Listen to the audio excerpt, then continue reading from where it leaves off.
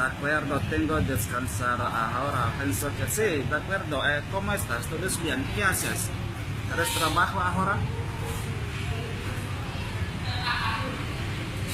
De acuerdo, qué bien. Pero que yo quiero contestar contigo para teléfono.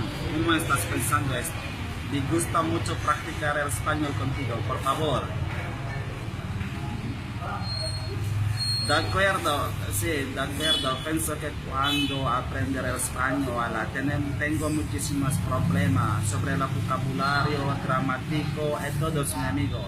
Pienso que quiero también, porque yo quiero contestar contigo, quiero mejorar mi español. Necesitas ayudarme. Nosotros vamos a aprender juntos. ¿Cómo estás pensando tú esto?